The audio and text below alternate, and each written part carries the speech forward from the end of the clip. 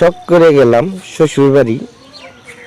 সকাল সকাল যা দেখি খিচুড়ি, খেলাম খিচুড়ি।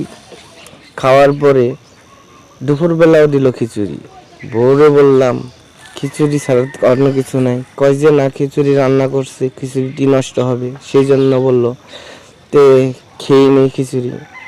কিছুক্ষণ পরে শ্বশুর এসে বলতেছে যে তোমার নানা শ্বশুর তোমাদের দাওয়াত দিছে। বউরের সাথে গিয়ে নিয়ে গেলাম নানা শ্বশুর বাড়ি। যাওয়ার পরে দেখি সেই বাসায় খিচুড়ি। খাইলাম খিচুড়ি, খাওয়ার পরে কোনো রকম রাতটা কাটালাম নানা শ্বশুর বাড়ি। ঘুমের থেকে উঠে দেখি খিচুড়ি। নানি শাশুড়ি বলল যে এখন তোমরা খিচুড়ি খাও। পরে খেলাম সকালবেলাও খিচুড়ি, দুপুরবেলা খেতে বসলাম, যা দেখি খিচুড়ি।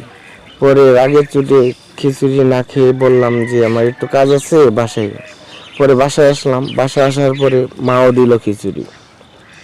চোখ দিয়ে টল টল করে পানি পড়ছে। মা বলছে তুমি কাঁদছো কেন?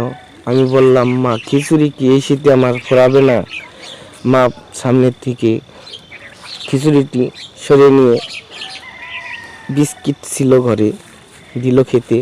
খেতে খেতে কিছুক্ষণ পর দেখি মা ভাত রান্না করে ডিম ভাজি করে ভাত দিল। হায় রে কপাল, এই শীত বোধ হয় আমার আর খিচুড়ি ছাড়বে না।